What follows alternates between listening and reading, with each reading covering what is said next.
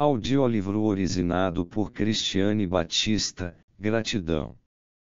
Os processos primários e secundários, recalque. Freud. Ao me lançar à tentativa de penetrar mais a fundo na psicologia dos processos oníricos, propus a mim mesmo uma árdua tarefa, da qual meus poderes expositivos mal estão à altura.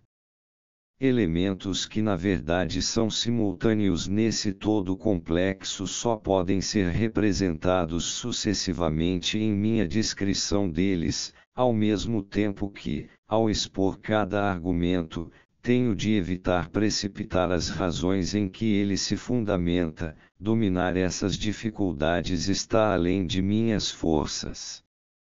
Em tudo isso, estou pagando o preço por não ter podido, em minha descrição da psicologia do sonho, seguir o desenvolvimento histórico de minhas concepções.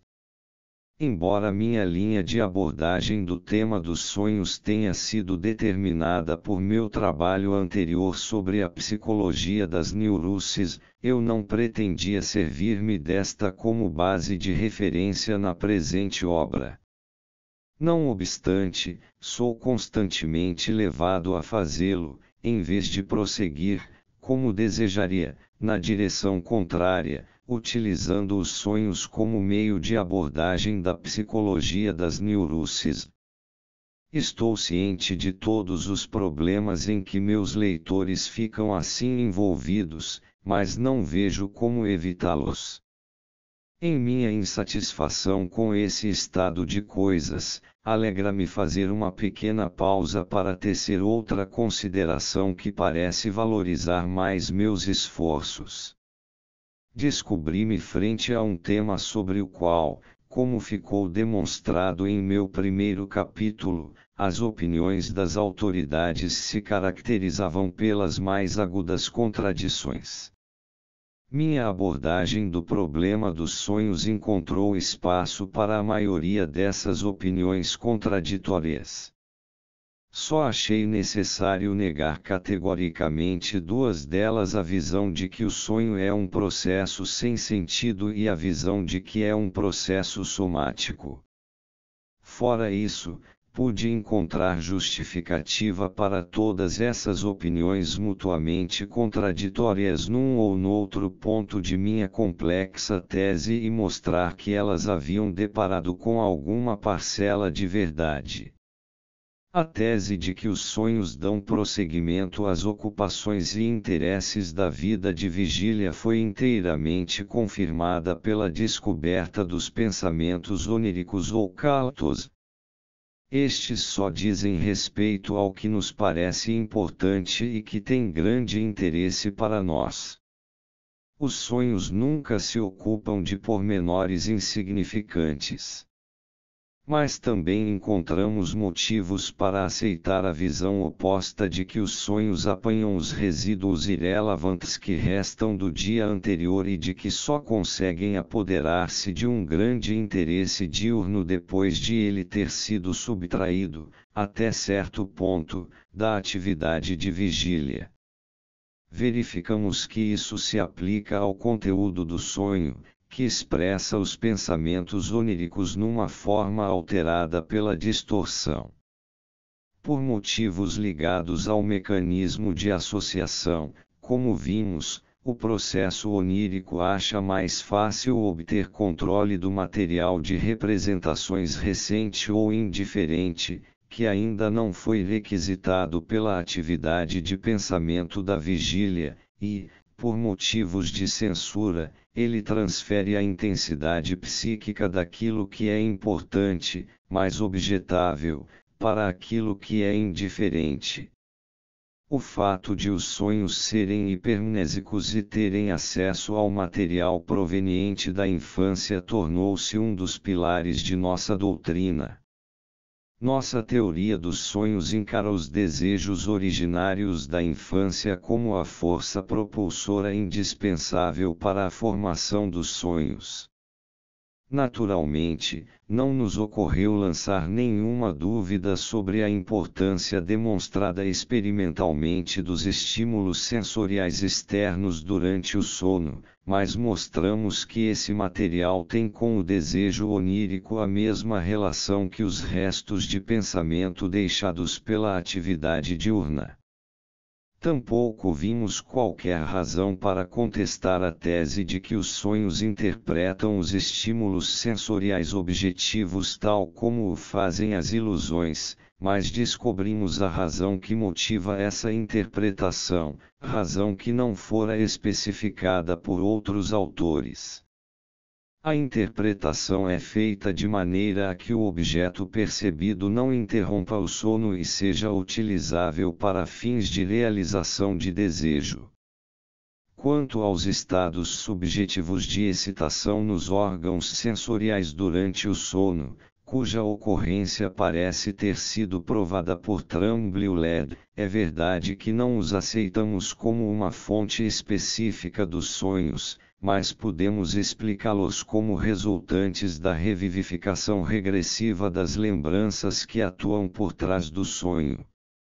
As sensações orgânicas internas, que foram frequentemente tomadas como um ponto cardeal na explicação do sonho, ainda têm um lugar, embora mais modesto, em nossa teoria.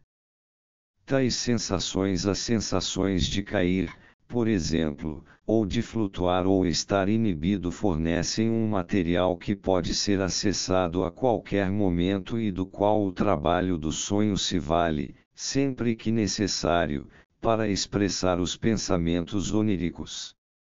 A visão de que o processo onírico é rápido ou instantâneo é, em nossa opinião, correta no que se refere à percepção, pela consciência, do conteúdo onírico pré-formado. Parece provável que as partes precedentes do processo onírico sigam um curso lento e oscilante.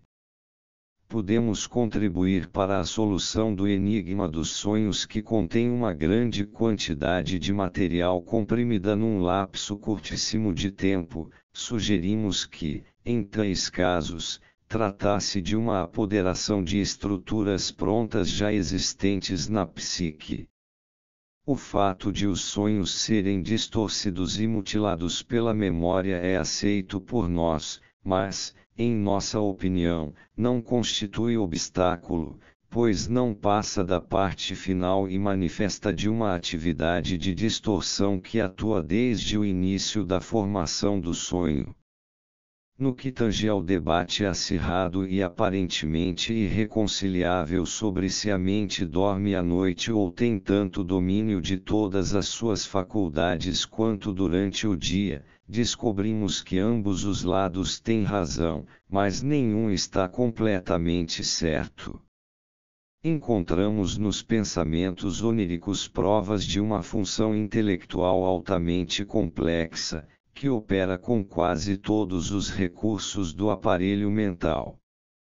Não obstante, não se pode contestar que esses pensamentos oníricos surgiram durante o dia, e é imperativo presumir que existe na mente um estado de sono.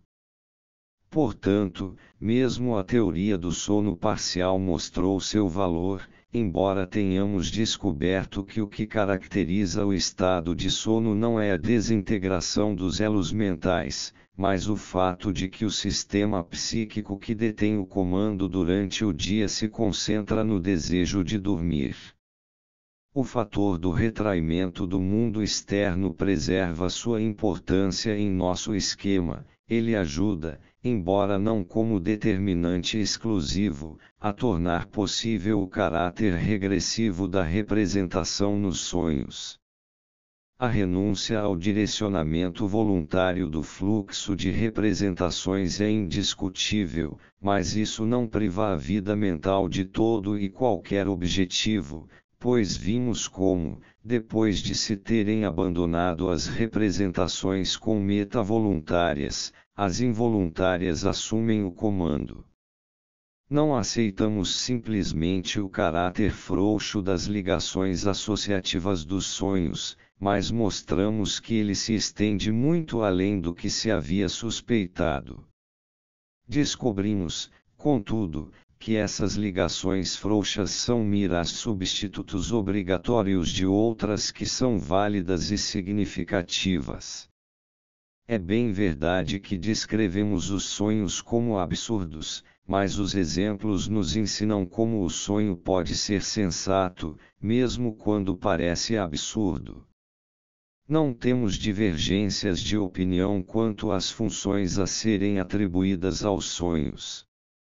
A tese de que os sonhos agem como uma válvula de segurança da mente e de que, nas palavras de Robert, toda espécie de coisas prejudiciais se tornam inofensivas por serem representadas no sonho não apenas coincide exatamente com nossa teoria da dupla realização de desejos promovida pelo sonho, como também a maneira como é enunciada é mais inteligível para nós do que para o próprio Robert. A visão de que a mente tem plena liberdade de ação em seu funcionamento nos sonhos é representada, em nossa teoria, pelo fato de a atividade pré-consciente permitir que os sonhos sigam seu curso.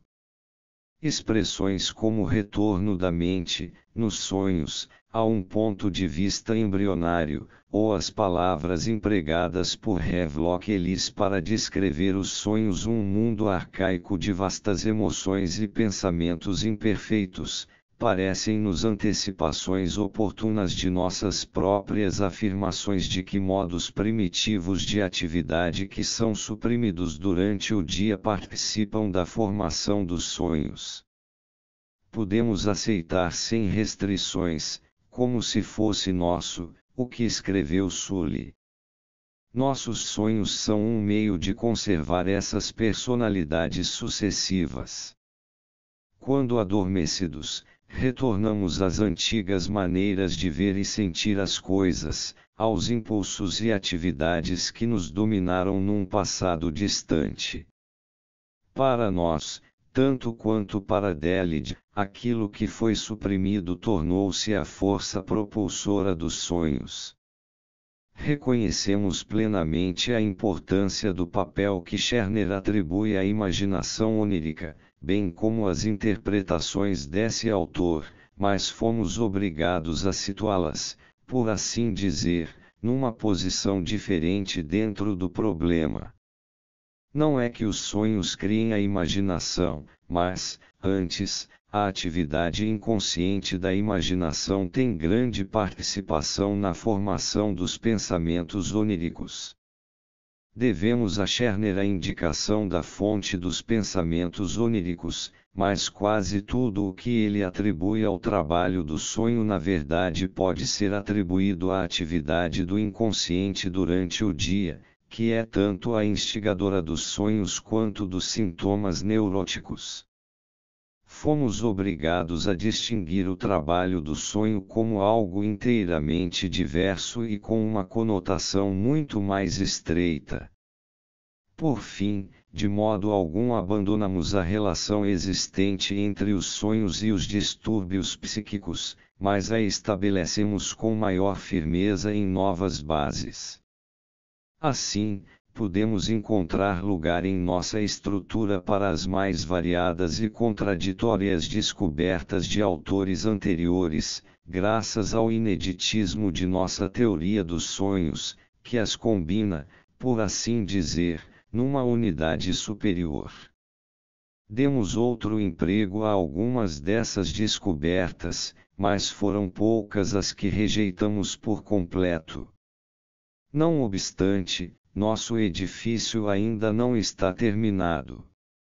À parte as muitas questões desconcertantes em que nos envolvemos ao abrir caminho pelas áreas obscuras da psicologia, parecemos estar perturbados por uma nova contradição.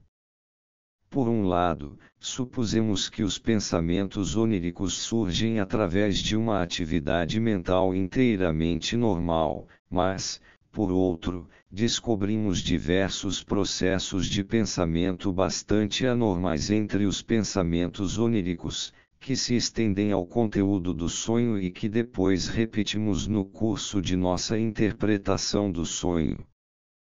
Tudo o que descrevemos como trabalho do sonho parece se afastar tanto daquilo que reconhecemos como processos racionais de pensamento que as mais severas críticas emitidas pelos autores anteriores sobre o nível ínfimo de funcionamento psíquico nos sonhos devem parecer inteiramente justificadas. Talvez só encontremos esclarecimento e assistência nesta dificuldade levando nossas investigações ainda mais à frente. E começarei por escolher, para um exame mais aprofundado, uma das conjunturas que podem levar à formação do sonho. O sonho, como descobrimos, toma o lugar de diversos pensamentos que derivam de nossa vida cotidiana e formam uma sequência completamente lógica. Não podemos duvidar, portanto, de que esses pensamentos se originem de nossa vida mental normal. Todos os atributos que tanto valorizamos em nossas cadeias de pensamento e que as caracterizam como realizações complexas de ordem superior são reencontrados nos pensamentos oníricos. Não há, porém, necessidade de presumir que essa atividade de pensamento seja executada durante o sono, possibilidade esta que confundiria gravemente o quadro do estado psíquico de sono que estabelecemos até aqui. Ao contrário, é bem possível que esses pensamentos tenham se originado no dia anterior, passado despercebidos por nossa consciência desde o início, e talvez já se tenham completado ao iniciar-se o sono. O máximo que podemos concluir daí é que isso prova que as mais complexas realizações do pensamento são possíveis sem a assistência da consciência, um fato que não poderíamos deixar de descobrir, de qualquer modo, através de toda a psicanálise de um paciente que sofra de histeria ou de ideias obsessivas. Esses pensamentos oníricos certamente não são, em si, inadmissíveis à consciência. É possível que tenha havido diversas razões para que não se tornassem conscientes para nós durante o dia. O tornar-se consciente está ligado à aplicação de uma função psíquica específica, a da atenção, função esta que, ao que parece, só se acha disponível numa quantidade determinada, que pode ter sido desviada da cadeia de pensamentos em questão para alguma outra finalidade. Há também outra maneira pela qual essas cadeias de pensamento podem ser afastadas da consciência. O curso de nossas reflexões conscientes nos mostra que seguimos um determinado caminho em nosso emprego da atenção. Quando, ao seguirmos esse caminho, esbarramos numa representação que não resiste à crítica, nós o interrompemos, abandonamos a catexia da atenção. Ora, parece que a cadeia de pensamentos assim iniciada e abandonada pode continuar a se desenrolar sem que a atenção torne a voltar-se para ela, a menos que, num ou noutro ponto, ela atinja um grau de intensidade particularmente elevado, que exija atenção. Assim, quando uma cadeia de pensamentos é inicialmente rejeitada, conscientemente, talvez, pelo julgamento de que é inapropriada ou inútil para o fim intelectual imediato em vista, o resultado pode ser que essa cadeia de pensamentos prossiga, sem ser observada pela consciência, até o início do sono. Resumindo, chamamos uma cadeia de pensamentos como essa de pré-consciente, nós a consideramos completamente racional e acreditamos que possa ter sido simplesmente negligenciada ou interrompida e suprimida. Acrescentemos uma exposição clara de como visualizamos a ocorrência de uma cadeia de representações. Cremos que, partindo de uma representação com meta, uma determinada quantidade de excitação, que denominamos energia catexial, desloca-se pelas vias associativas selecionadas por aquela representação com meta. A cadeia de pensamentos desprezada é aquela que não recebeu essa catexia. A cadeia de pensamentos suprimida ou repudiada é aquela da qual essa catexia foi retirada. Em ambos os casos, elas ficam entregues às suas próprias excitações. Em certas condições, a cadeia de pensamentos catexizada com uma metasia obedecente é capaz de atrair para si a atenção da consciência e, nesse caso, por intermédio da consciência, recebe uma hipercatexia. Seremos obrigados, dentro em pouco, a explicar nossa visão da natureza e função da consciência. Uma cadeia de pensamentos assim deslanchada no pré-consciente pode cessar espontaneamente ou persistir. De acordo com a nossa maneira de ver, o primeiro desses resultados implica que a energia ligada à cadeia de pensamentos se difunde por todas as vias associativas que partem dela. Essa energia coloca toda a rede de pensamentos num estado de excitação que dura algum tempo e depois decai, à medida que a excitação em busca de descarga vai se transformando numa catexia aquiescente. Quando sobrevém esse primeiro resultado, o processo não tem maior importância no que concerne à formação do sonho. Dentro de nosso pré-consciente, porém, espreitam outras representações com meta derivadas de fontes situadas em nosso inconsciente e de desejos que estão sempre em estado de alerta. Eles podem assumir o controle da excitação ligada ao grupo de pensamentos deixado à própria sorte, estabelecer uma ligação entre ele e um desejo inconsciente e transferir-lhe a energia que pertence a este último. Daí por diante, a cadeia de pensamentos desprezada ou suprimida tem condições de persistir, embora o reforço que recebeu não lhe confira nenhum direito de acesso à consciência. Podemos exprimir isso dizendo que a cadeia de pensamentos até então pré-consciente foi agora arrastada para o inconsciente. Outras conjunturas podem conduzir à formação do sonho. É possível que a cadeia de pensamentos pré-consciente estivesse ligada ao desejo inconsciente desde o início e, por essa razão, tenha sido repudiada pela catexia com meta dominante, ou então um desejo inconsciente pode ser ativado por outras razões, por causas somáticas, talvez, e procurar transferir-se para os restos psíquicos não catexizados pelo PC sem que estes façam qualquer movimento para ir a seu encontro. Mas todos os três casos têm o mesmo resultado final: passa a existir no pré-consciente uma cadeia de pensamentos desprovida de catexia pré-consciente, mas que recebeu uma catexia do desejo inconsciente. A partir daí, a cadeia de pensamentos passa por uma série de transformações que já não podemos reconhecer como processos psíquicos normais e que levam a um resultado que nos desnorteia, uma formação psicopatológica.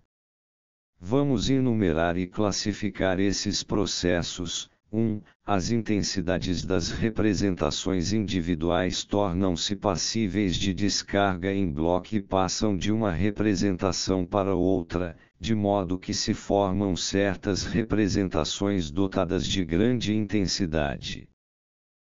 Uma vez que esse processo se repete várias vezes, a intensidade de toda uma cadeia de pensamentos pode acabar por concentrar-se num único elemento de representação.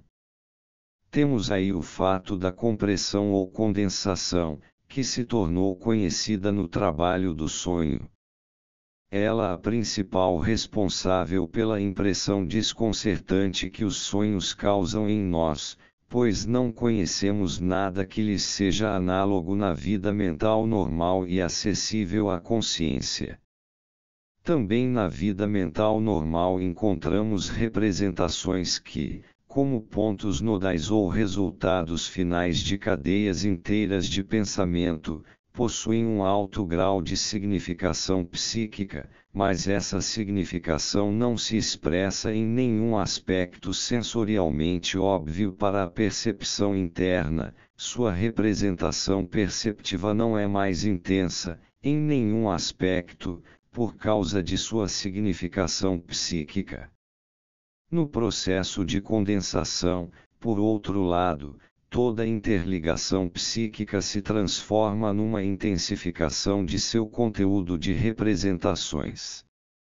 É o mesmo que acontece quando, ao preparar um livro para publicação, faço com que alguma palavra de importância especial para a compreensão do texto seja impressa em tipo espacejado ou em negrito, ou quando, ao falar, pronuncio essa mesma palavra em voz mais alta, lentamente e com ênfase especial.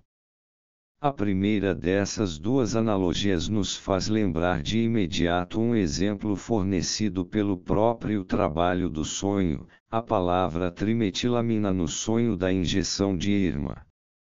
Os historiadores da arte chamaram-nos a atenção para o fato de que as esculturas históricas mais antigas obedecem a um princípio semelhante, expressam a classe das pessoas representadas através do tamanho. O rei é representado em tamanho 2 ou 3 vezes maior que seus súditos ou seus inimigos derrotados. As esculturas da época romana utilizavam meios mais sutis para produzir o mesmo resultado. A figura do imperador era colocada no centro, de pé, e modelada com cuidado especial, enquanto seus inimigos jaziam prostrados a seus pés, mas ela já não era um gigante entre anões. As reverências com que os subalternos ainda hoje saudam seus superiores são um eco desse mesmo antigo princípio de representação. A direção em que avançam as condensações no sonho é determinada, de um lado, pelas relações pré-conscientes racionais entre os pensamentos oníricos e, de outro, pela atração exercida pelas lembranças visuais do inconsciente. O efeito do trabalho de condensação é a obtenção das intensidades necessárias para forçar a irrupção nos sistemas perceptivos. 2. Graças, também, à liberdade com que as intensidades são transferíveis, formam-se representações intermediárias semelhantes a compromissos, sob a influência da condensação. Confronte com os numerosos exemplos que fornece desse fato. Isso é, novamente, algo inaudito nas cadeias de representações normais, onde a ênfase principal recai sobre a seleção e a retenção do elemento representativo correto. Por outro lado, com notável frequência ocorrem formações mistas e compromissos quando tentamos expressar os pensamentos pré-conscientes na fala. Eles são então encarados como exemplos de lapsos de linguagem. 3. As representações que transferem umas às outras suas intensidades mantêm as mais frouxas relações entre si. São vinculadas por um tipo de associação que é desdenhado por nosso pensamento normal e relegado ao uso nos xixes. Em particular, encontramos associações baseadas em homônimos e parônimos, que são tratadas como tivessem o mesmo valor que as demais. 4. Pensamentos mutuamente contraditórios não fazem qualquer tentativa de anular uns aos outros, mas subsistem lado a lado. Combinam-se frequentemente para formar condensações, como se não houvesse nenhuma contradição entre eles, ou chegam a formações de compromisso que nossos pensamentos conscientes nunca tolerariam, mas que muitas vezes são admitidos em nossas ações. Estes são alguns dos mais notáveis processos anormais a que os pensamentos oníricos, formados anteriormente em bases racionais, são submetidos ao longo do trabalho do sonho. Veremos que a principal característica desses processos é que toda a ênfase se concentra em tornar móvel e passível de descarga a energia catexizante, o conteúdo e o significado intrínseco dos elementos psíquicos a que se ligam as catexias são tratados como coisas de importância secundária. Poder-se-ia supor que a condensação e a formação de compromisso só ocorrem para facilitar a regressão, isto é, quando se trata de transformar pensamentos em imagens.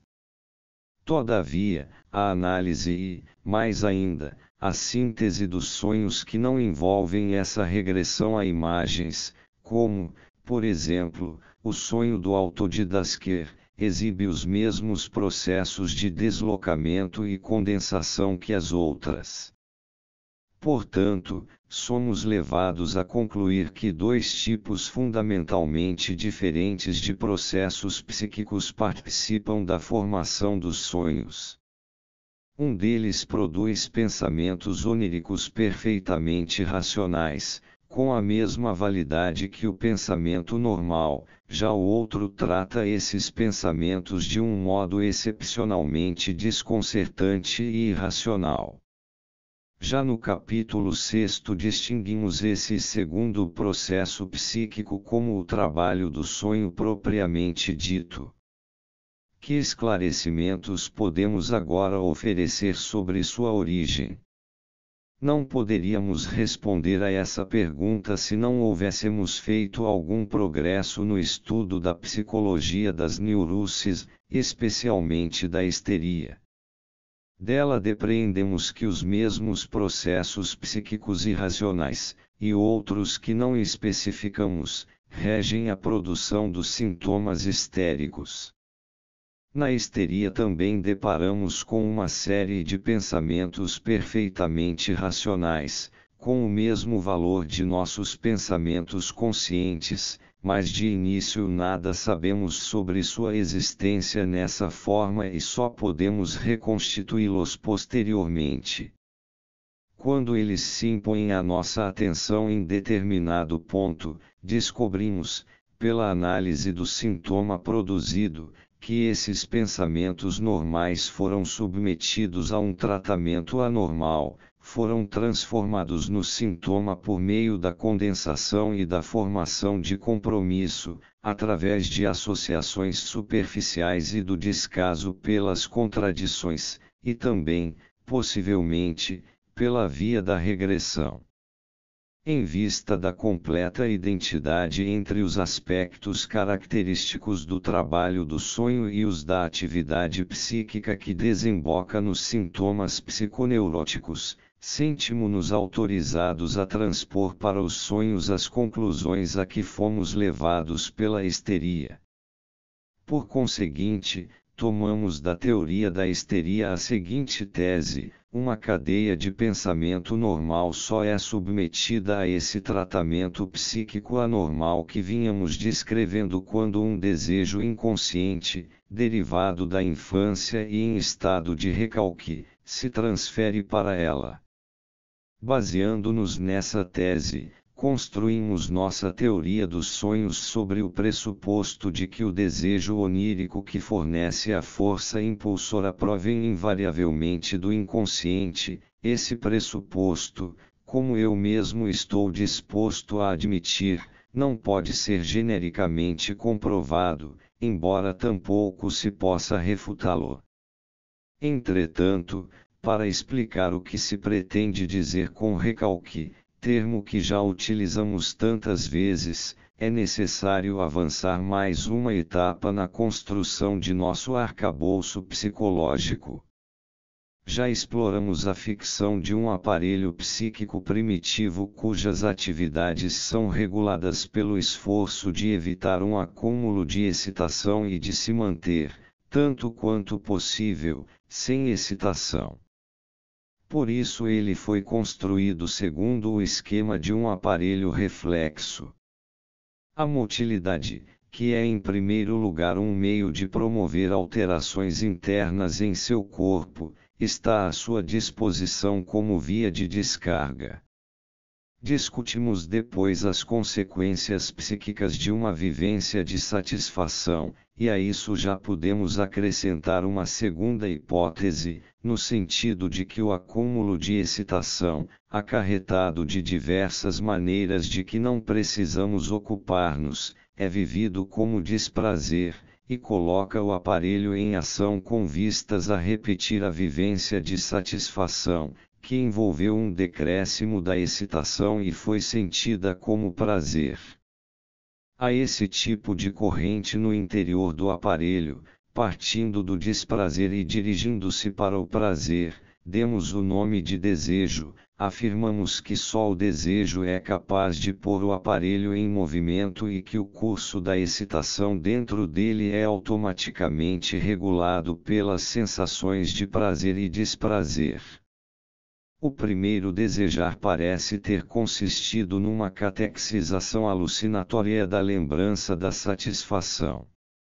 Essas alucinações, contudo, não podendo ser mantidas até o esgotamento, mostraram-se insuficientes para promover a cessação da necessidade, ou, por conseguinte, o prazer ligado à satisfação. Tornou-se necessária uma segunda atividade ou, em nossa terminologia, a atividade de um segundo sistema que não permitisse a catexia mnêmica avançar até a percepção e desde aí ligar as forças psíquicas, mas que desviasse a excitação surgida da necessidade por uma via indireta que, em última análise, através do movimento voluntário, alterasse o mundo externo de tal maneira que se tornasse possível chegar a uma percepção real do objeto de satisfação. Já esboçamos nosso quadro esquemático do aparelho psíquico até esse ponto. Os dois sistemas são o germe daquilo que, no aparelho plenamente desenvolvido, descrevemos como o ICS e o PCS. Para que se possa empregar a motilidade para efetuar no mundo externo alterações que sejam efetivas, é necessário acumular um grande número de experiências nos sistemas mnêmicos e uma multiplicidade de registros permanentes das associações evocadas nesse material mnêmico por diferentes representações com meta. Podemos agora levar nossas hipóteses um passo à frente. A atividade desse segundo sistema, que explora constantemente o terreno e alterna o envio de catexias com a retirada delas, precisa, por um lado, dispor livremente da totalidade do material mnêmico, mas, por outro, seria um gasto desnecessário de energia enviar grandes quantidades de catexia pelas diversas vias de pensamento e assim fazê-las escoar sem nenhuma finalidade útil, diminuindo a quantidade disponível para alterar o mundo externo.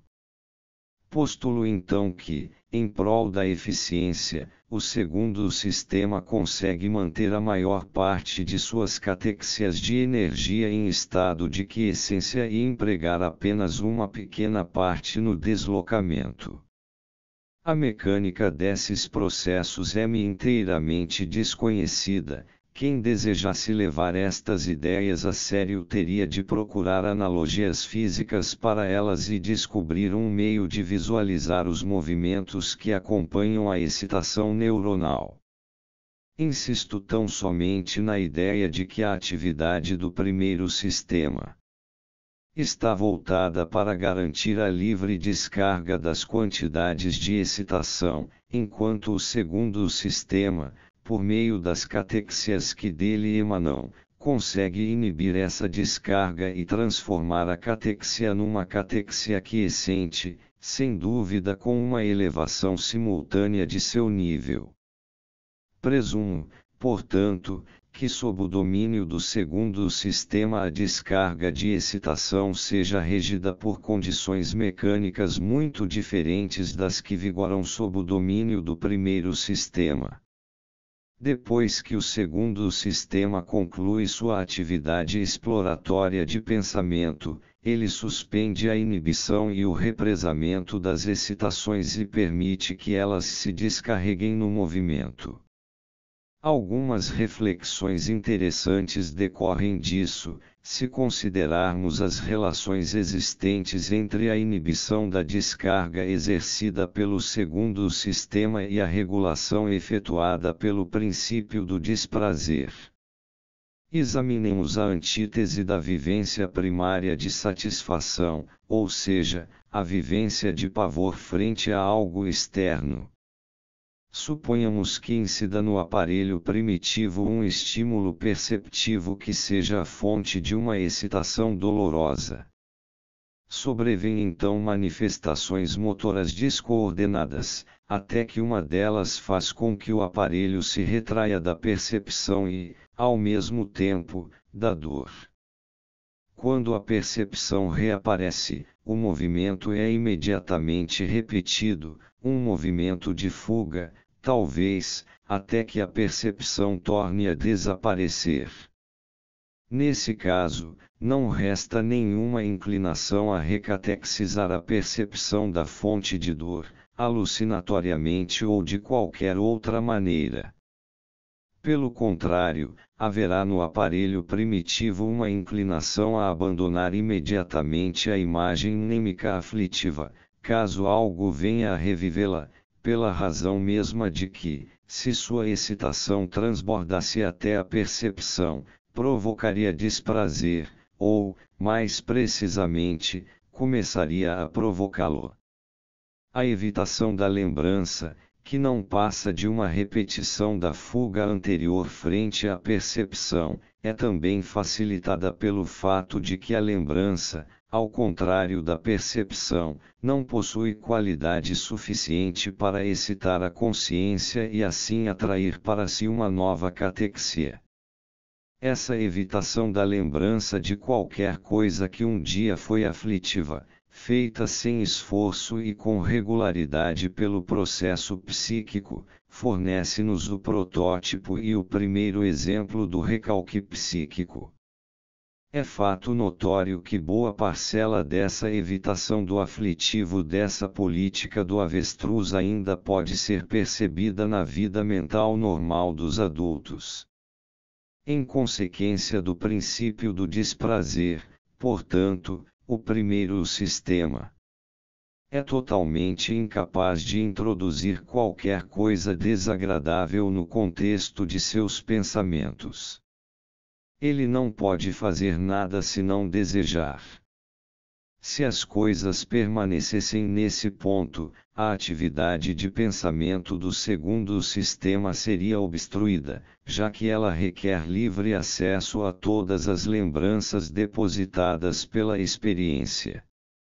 Apresentam-se então duas possibilidades: ou a atividade do segundo sistema consegue libertar-se inteiramente do princípio do desprazer e segue seu caminho sem se importar com o desprazer das lembranças, ou encontra um método de catexizar as lembranças desprazerosas que lhe permita evitar a liberação do desprazer.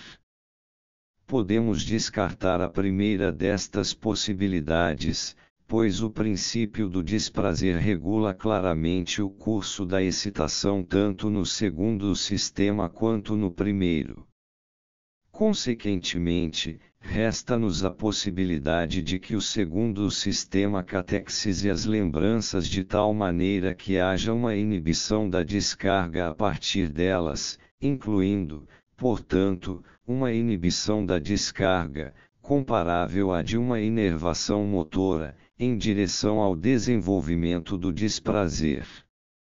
Assim, fomos levados, partindo de duas direções: a hipótese de que a catexia pelo segundo sistema implica ao mesmo tempo uma inibição da descarga de excitação, fomos levados a ela por considerar o princípio do desprazer e também pelo princípio do dispêndio mínimo de inervação.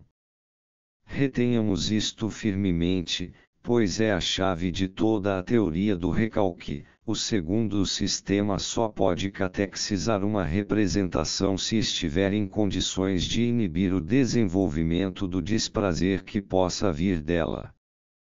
Qualquer coisa que pudesse fugir a essa inibição seria inacessível tanto ao segundo sistema quanto ao primeiro, pois seria prontamente abandonada em obediência ao princípio do desprazer.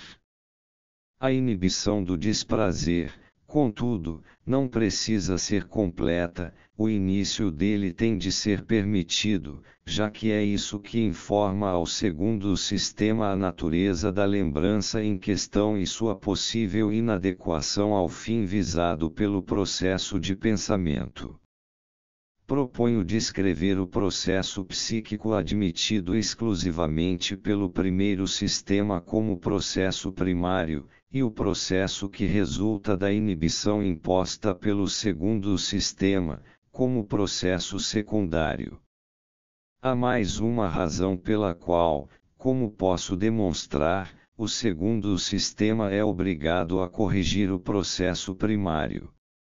O processo primário esforça-se por promover uma descarga de excitação, a fim de que, com a ajuda da quantidade de excitação assim acumulada, possa estabelecer uma identidade perceptiva. O processo secundário, contudo, abandonou essa intenção e adotou outra em seu lugar: o estabelecimento de uma identidade de pensamento. O pensar, como um todo, não passa de uma via indireta que vai da lembrança de uma satisfação, lembrança esta adotada como uma representação com meta, até uma catexia idêntica da mesma lembrança, que se espera atingir mais uma vez por intermédio das experiências motoras. O pensar tem que se preocupar com as vias de ligação entre as representações sem se deixar extraviar pelas intensidades dessas representações.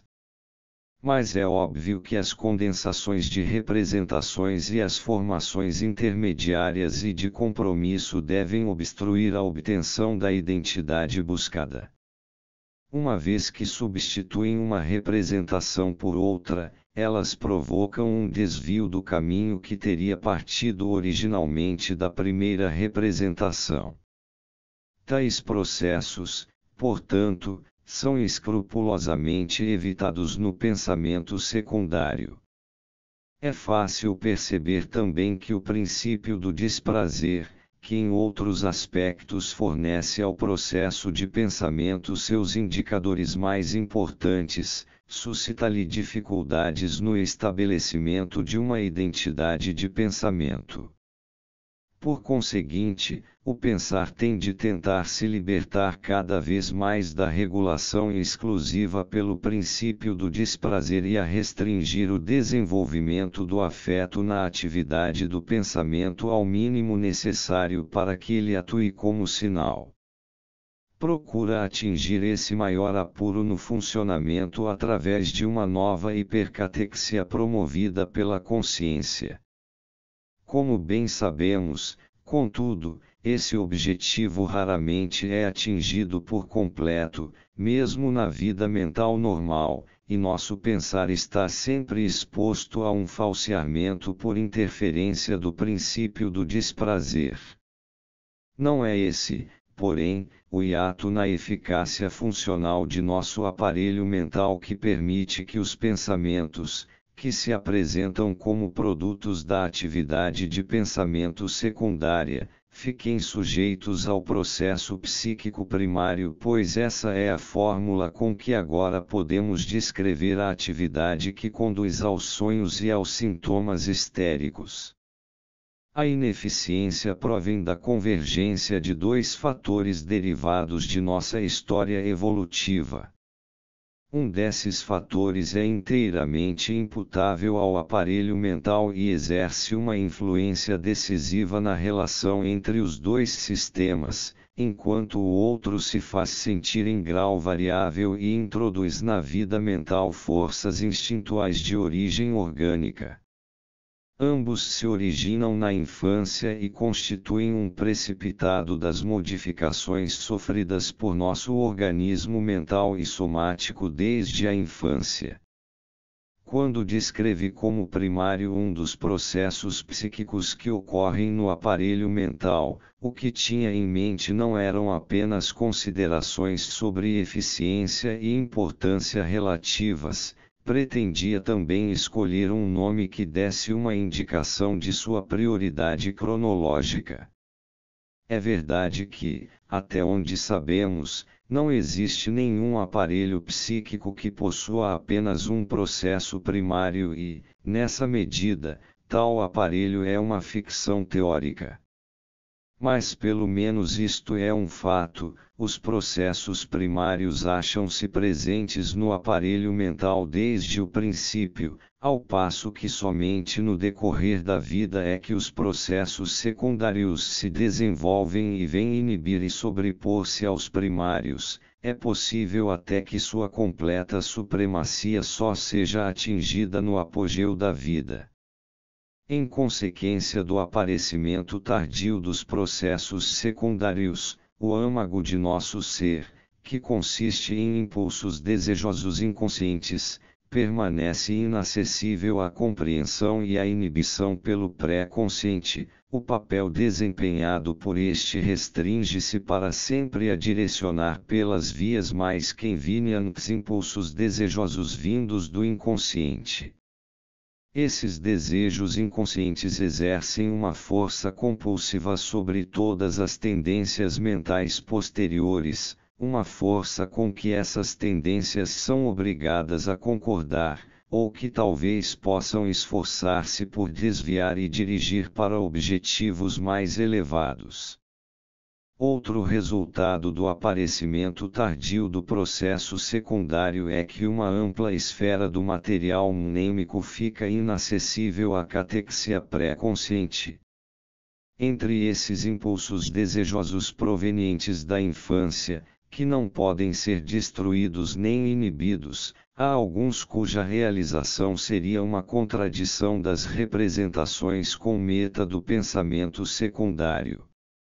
A realização desses desejos não geraria mais um afeto de prazer, mas sim de desprazer, e é precisamente essa transformação do afeto que constitui a essência daquilo que chamamos de recalque. O problema do recalque está na questão de como e devido a que forças impulsoras ocorre essa transformação, mas esse é um problema que basta abordarmos de passagem aqui.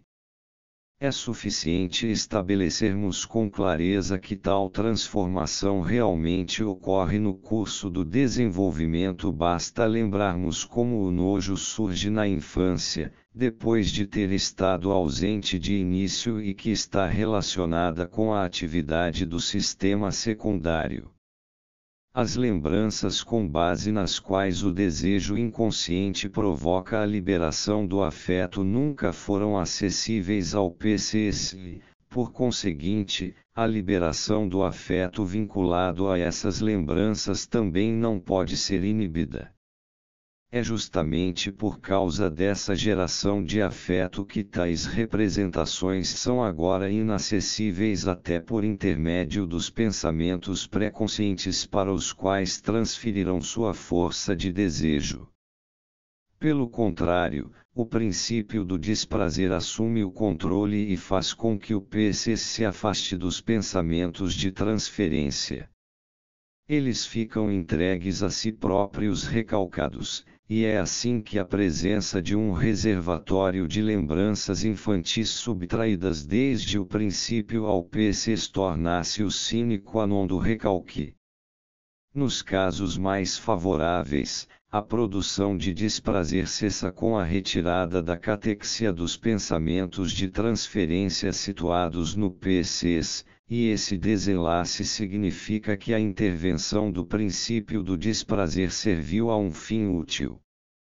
Mas a questão é outra quando o desejo inconsciente recalcado recebe um reforço orgânico, que ele passa para seus pensamentos de transferência. Dessa maneira, pode dar-lhes condições de fazer uma tentativa de irromper com sua excitação, mesmo que tenham perdido sua catexia do PCs.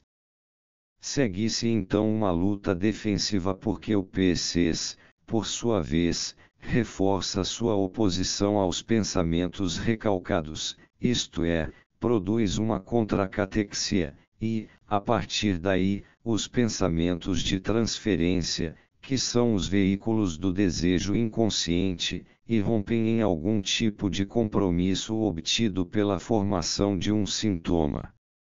Entretanto, a partir do momento em que os pensamentos recalcados são, por um lado, intensamente catexizados pelo impulso desejoso inconsciente e, por outro, são abandonados pela catexia pré-consciente, eles ficam sujeitos ao processo psíquico primário e seu único objetivo é a descarga motora, ou, se o caminho estiver aberto, a revivificação alucinatória da identidade perceptiva desejada. Já constatamos empiricamente que os processos irracionais que descrevemos só se dão com os pensamentos que se encontram sob recalque. Agora podemos ver um pouco mais longe em toda essa situação. Os processos irracionais que ocorrem no aparelho psíquico são os processos primários. Eles aparecem sempre que as representações são abandonadas pela catexia pré-consciente, deixadas por sua própria conta, e podem ser carregadas com a energia não inibida do inconsciente, que luta por encontrar um escoadouro. Algumas outras observações apoiam a concepção de que esses processos, que são descritos como irracionais, não são, na realidade, falseamentos de processos normais erros intelectuais, mas sim modos de atividade do aparelho psíquico que foram libertados de uma inibição. Assim, vemos que a transição da excitação pré-consciente para a motilidade é regida pelos mesmos processos, e que a vinculação das representações pré-conscientes com as palavras pode facilmente exibir os mesmos deslocamentos e confusões, que são então atribuídos à desatenção. Finalmente, a comprovação do aumento de atividade que se torna necessário quando esses modos primários de funcionamento são inibidos pode ser encontrada no fato de produzirmos um efeito cômico, isto é, um excesso de energia que tem de ser descarregado no riso, se permitirmos que esses modos de pensamento irrompam na consciência.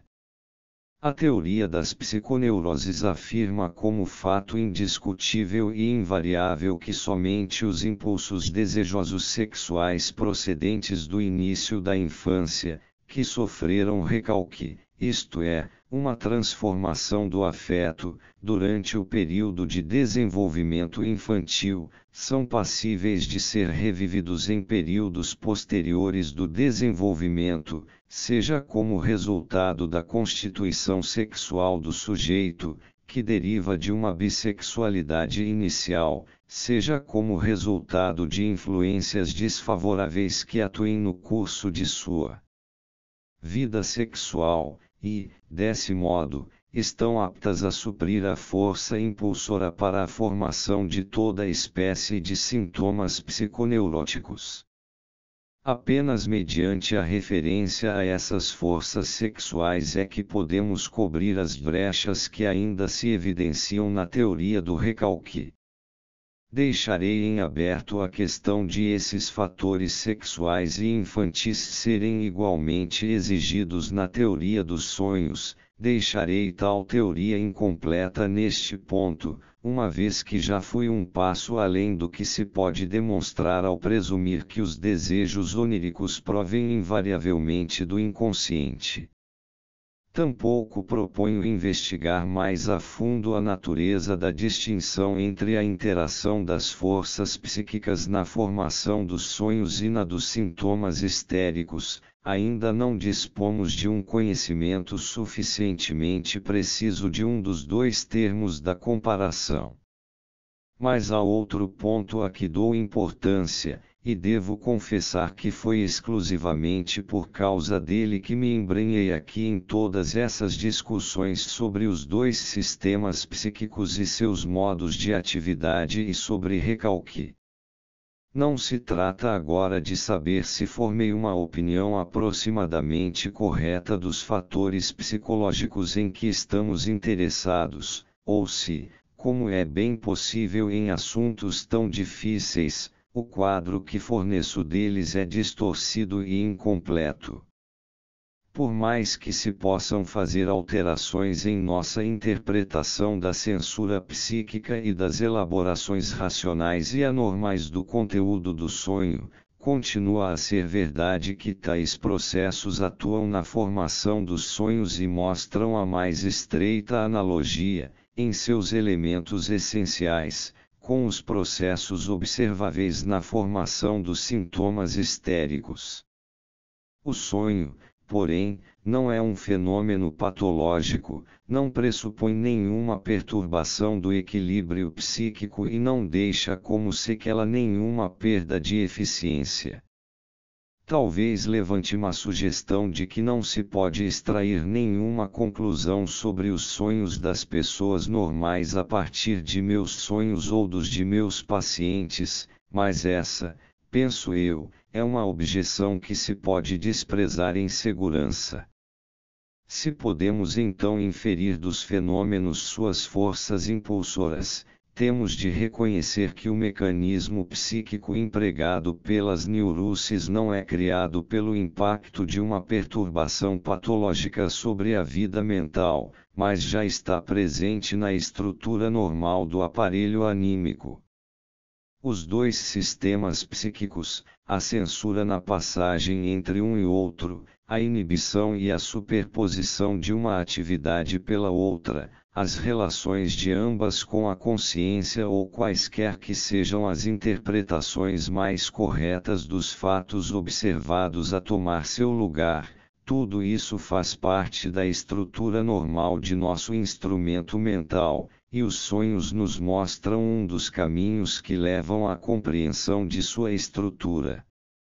Se nos restringirmos ao mínimo de novos conhecimentos que já foi estabelecido com certeza, ainda assim poderemos dizer sobre os sonhos, eles provaram que o suprimido continua a existir tanto nas pessoas normais quanto nas anormais e permanece capaz de funcionamento psíquico.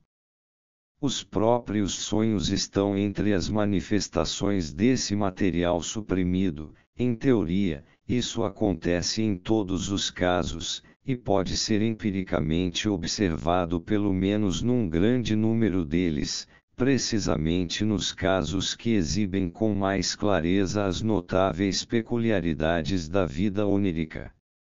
Na vida de vigília, o material suprimido da mente é impedido de se expressar e é isolado da percepção interna, graças ao fato de se eliminarem as contradições nele presentes. Um dos lados é abandonado em favor do outro, durante a noite, porém, sob a influência de um impulso à formação de compromissos, esse material suprimido encontra meios e métodos de irromper na consciência. Flectere sine quius superus, acheronta movebu. A interpretação dos sonhos é a via real para o conhecimento das atividades inconscientes da mente. Através da análise dos sonhos podemos dar um passo à frente em nosso entendimento da composição desse que é o mais maravilhoso e mais misterioso de todos os instrumentos. Apenas um pequeno passo, sem dúvida, mas já é um começo. E esse começo nos permitirá levar sua análise mais adiante, com base em outras estruturas que devem ser chamadas de patológicas. é que as enfermidades, ao menos as que são corretamente denominadas funcionais, não pressupõem a desintegração do aparelho ou a produção de novas divisões em seu interior. Elas devem ser explicadas em termos dinâmicos, pelo fortalecimento e enfraquecimento dos diversos componentes da interação de forças, da qual tantos efeitos ficam ocultos enquanto as funções permanecem normais. Espero poder mostrar em outro texto como a composição do aparelho a partir de duas instâncias faz com que também a mente normal possa funcionar com maior refinamento do que seria possível com apenas uma delas.